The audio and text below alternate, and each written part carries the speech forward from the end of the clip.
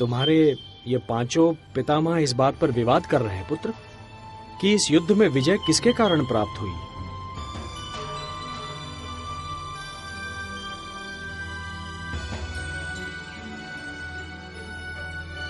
सोच समझकर उत्तर देना पौत्र। ना जाने किस आधार पर आप सब अपने आप को इस युद्ध का नायक मान रहे हैं।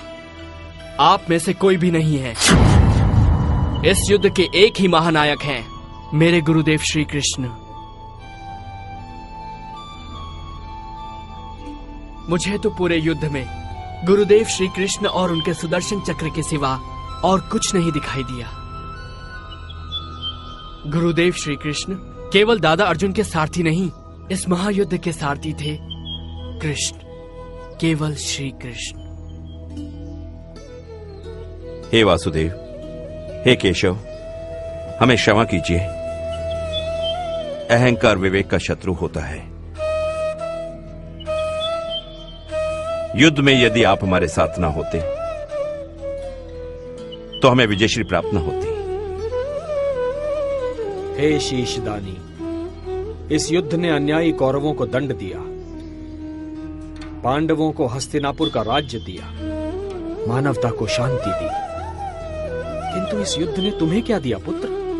आपके हृदय में स्थान। हे नारायण, ये आप भली भांति जानते हैं, मुझे अपने कर्म का कोई पुरस्कार नहीं चाहिए।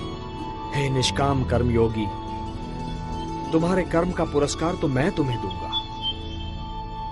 कलयुग में तुम मेरे ही नाम से जाने जाओगे और मेरी सारी शक्तियां तुम में निहित होंगी।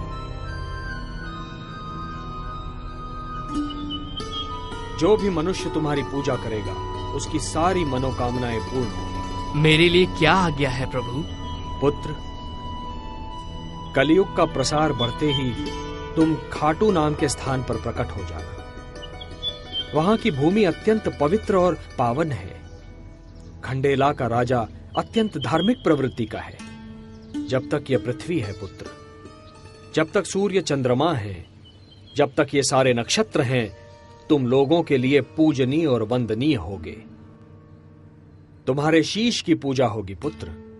तुम शाम नाम से जाने जाओगे और हारे का सहारा बनोगे। ओम नमो भगवते वासुदेवाय। कीर्तिमान भव।